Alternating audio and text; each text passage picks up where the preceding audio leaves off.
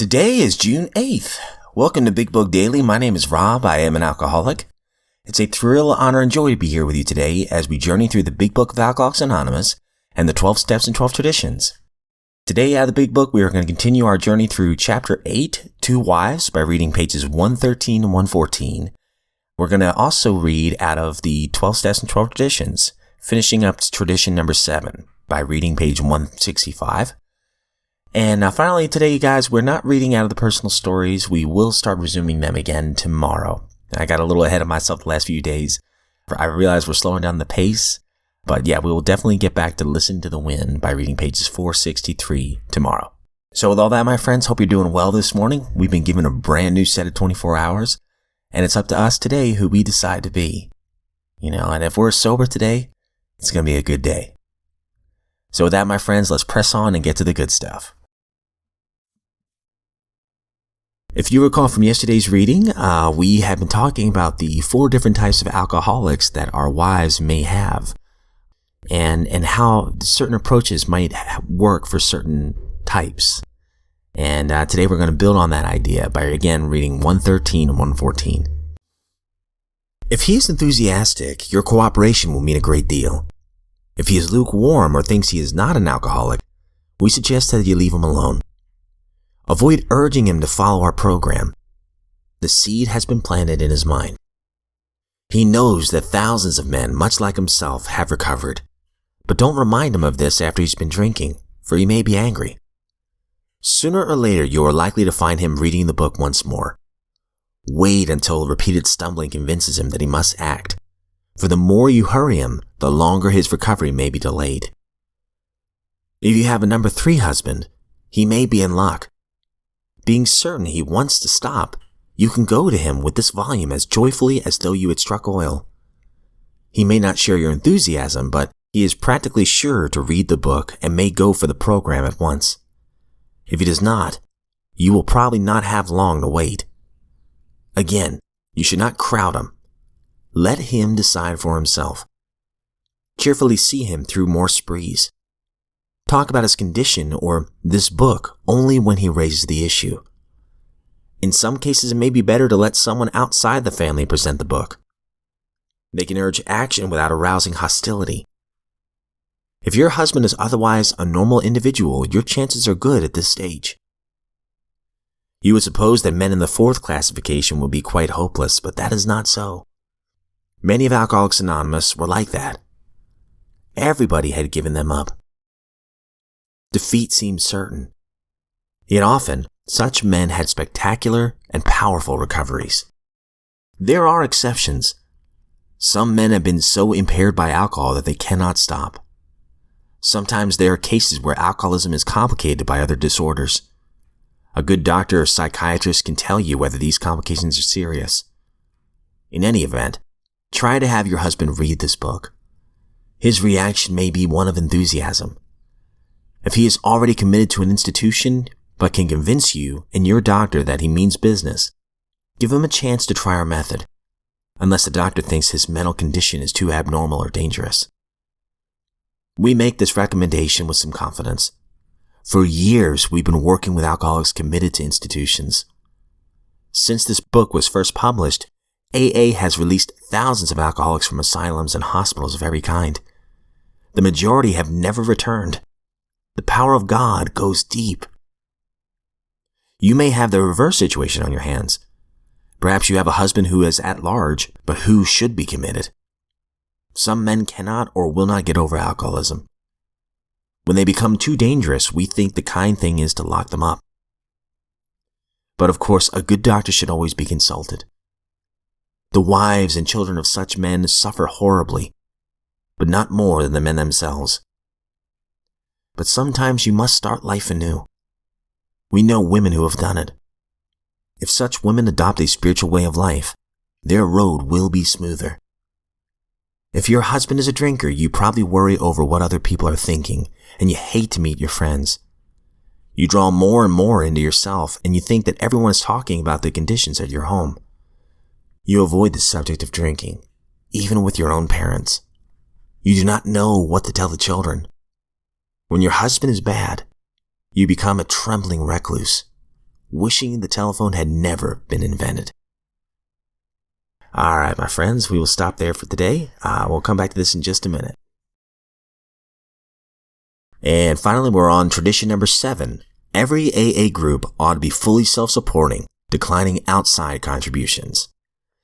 And yesterday we talked about how a certain group had received $10,000 from a lady's will. And, we were talking yesterday about whoever pays the piper is apt to call the tune. And if the AA Foundation obtained money from outside sources, its trustees might be tempted to run things without reference to the wishes of AA as a whole. So money complicates things. We definitely talked about that, especially a giant amount like that.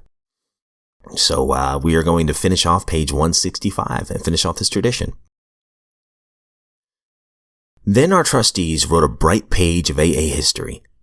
They declared for the principle that AA must always stay poor. Bare running expenses plus a prudent reserve would henceforth be the foundation's financial policy. Difficult as it was, they officially declined that $10,000 and adopted a formal, airtight resolution that all such future gifts would be similarly declined. At that moment, we believe, the principle of corporate poverty was firmly and finally embedded in AA tradition. When these facts were printed, there was a profound reaction.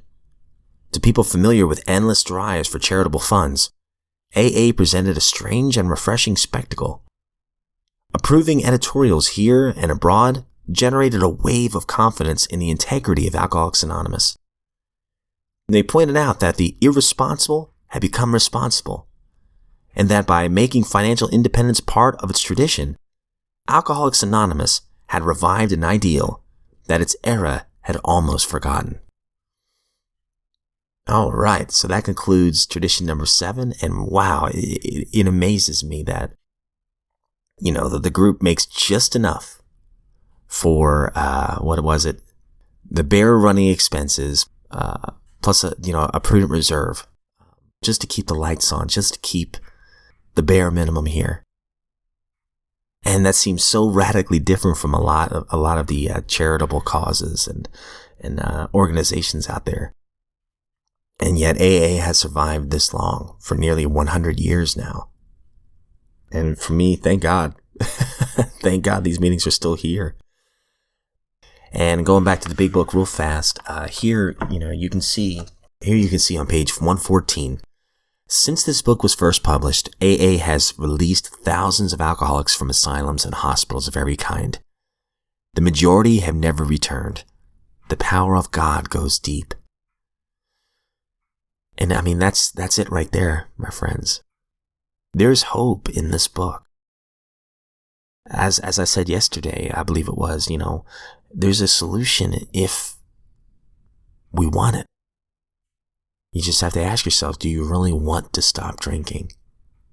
What are you willing to do to stop? And if the answer is anything, then you'll find in this book some suggestions that can definitely lead to recovery. I mean, for me, these are lifetime steps. But since doing these things and doing them to the best of my ability and honestly, I haven't had a drink since.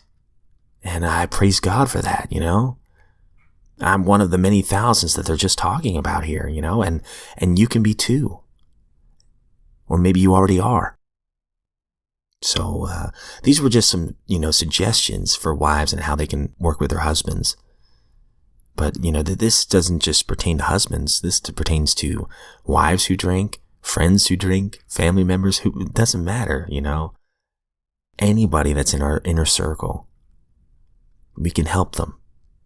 And there's a lot of great practical advice that's in this book that you'll hear in the fellowships. It's just a blessing to know that after hundreds and thousands of years, I guess, of people wrestling with alcohol, we now have a pretty firm solution. Within these past 100 years, it's right here. And now I think it's better than ever. I mean, you have You have ways to access. So say if you don't have a meeting in person where you're at, you can go to a Zoom meeting. Like I said, I'm blessed. I can go to any meeting. There's several in my hometown. There's all different types of meetings, NA, Al-Anon, so many different types. It's out there if you want it. But my friends, that's all we have for today. If you are sober today, you are a miracle. And I'm sure those who love you are very proud of you. As always, I don't speak on behalf of AA or NA or Al-Anon or any other sect, denomination, or religion. I'm just a guy, just a dude reading through these 2 books. And I am so grateful that you're here with me in this lifeboat of recovery. If we were given another set of 24 hours, my friends, I look forward to seeing you right back here tomorrow.